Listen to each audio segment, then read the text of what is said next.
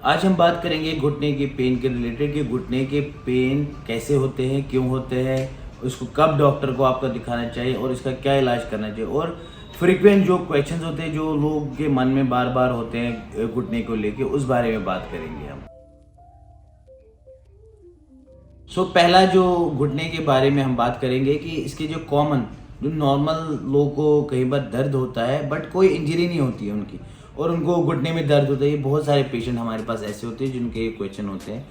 इसमें है पहला क्वेश्चन जो है कि common cause of knee pain without any injury.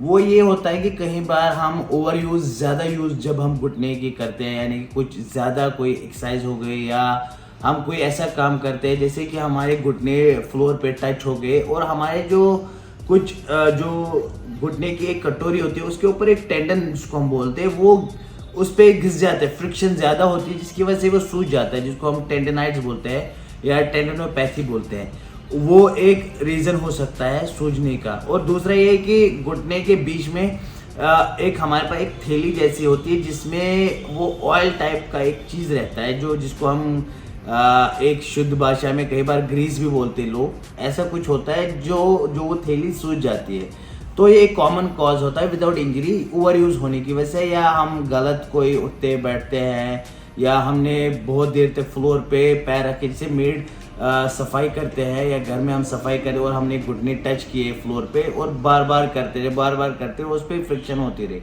वो एक कॉमन कॉज है।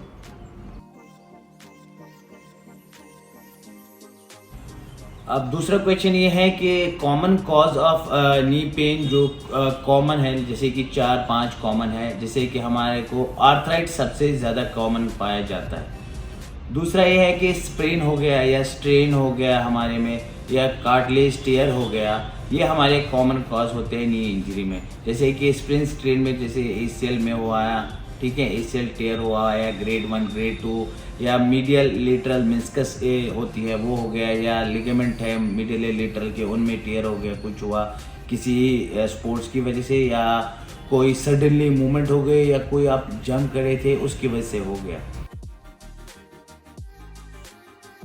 हमें कैसे पता चलेगा जो हमारा घुटने का पेन है ये एक सीरियस इशू है, इसमें हम और हमें कब ये डॉक्टर को दिखाना चाहिए कि ये जब ज़्यादा सीरियस हो, उसमें ये कुछ चीज़ें हैं जिससे आप पॉइंट आउट कर सकते हैं नहीं ये सीरियस इशू है।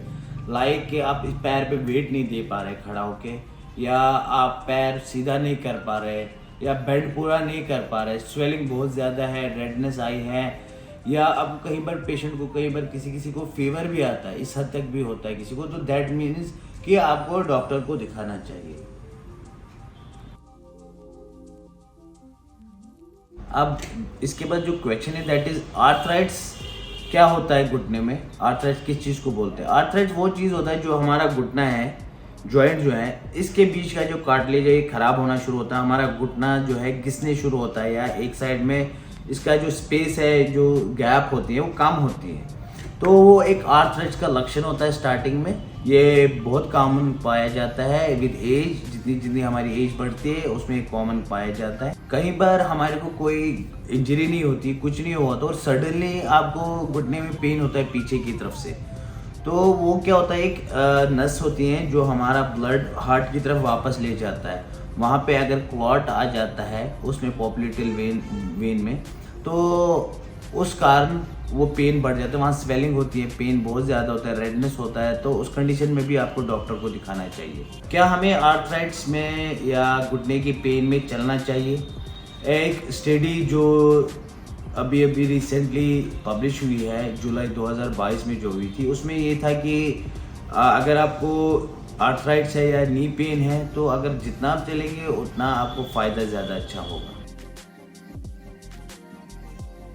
क्या होगा कि अगर हम नी पेन को छोड़ देंगे, इसको इलाज नहीं कराएंगे, ऐसे ही छोड़ देंगे, तो कई बार क्या होता है कि वो स्वेलिंग जो होती है, वो जो रेडनेस, वो जो बेंड नहीं होता है, उसमें अगर आपने कोई इलाज नहीं कराया, विद टाइम वो धीरे धीरे हमारा घुटना ख़राब होना शुरू होता है, बेंड होना शुरू होता है, पूरा सीधा नहीं होता है। बहुत सारे ऐसे पेशेंट हैं जिनका घुटना सीधा नहीं होता, बेंड ही रहता है, 10 डिग्री 15 डिग्री बेंड रहता है, सीधा नहीं होता है।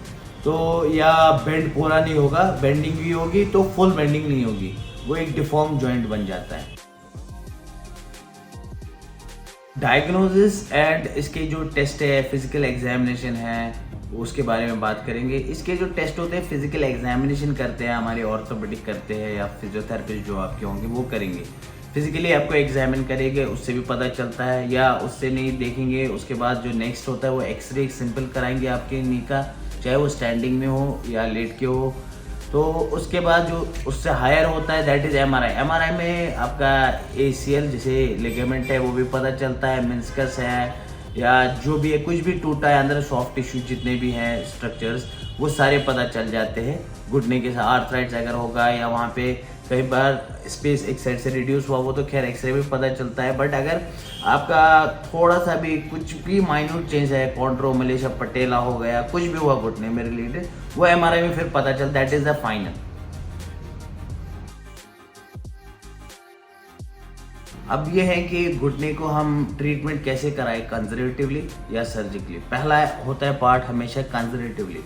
कंजर्वेटिव में हम जब इसका प्रॉपर असेसमेंट हमने किया, डायग्नोज किया, उसके बाद हम इसको घर में आप बर्फ़ से स्काई कर सकते हैं या हॉट पैक लगा सकते हैं, इस पर कंप्रेशन प्रॉपर कर सकते हैं, थोड़ा ऊंचा कर सकते हैं। उसके बाद आता है कि इसकी स्ट्रेंथनिंग करें, नी की स्ट्रेंथनिंग करे, मजबूती लाए घुटने में। इसका रेंज जो है पूरा ही बेंड होना चाहिए, सीधा भी पूरा होना चाहिए, उसके लिए प्रॉपर ट्रीट करे। उसके लिए आपको अपने नज़दीकी फिजियोथेरेपिस्ट के पास जाना चाहिए जो आपको प्रॉपर इसके लिए गाइड करेंगे, ट्रीट करेंगे, स्ट्रेंथनिंग कराएंगे, आपको स्टेबिलिटी बढ़ाएंगे नी जॉइंट के लिए। अब ये रहा सवाल कि अगर ये नॉर्मल आर्थराइट्स नहीं है, ये एसीएल टियर है या ये मेनिस्कस टियर है या कोई और लिगामेंट टियर है, तो उसके लिए क्या करें। उसमें ये रहता है कि अगर फॉर एग्जांपल एसीएल टियर है और आप चाहते हैं कि आपको सर्जरी नहीं करनी है, तो आप अपनी आपको स्ट्रेंथनिंग बढ़ाए, स्टेबिलिटी खूब बढ़ाए, वो उस पर फोकस करें। और अगर ये ग्रेड 3 है एसीएल में,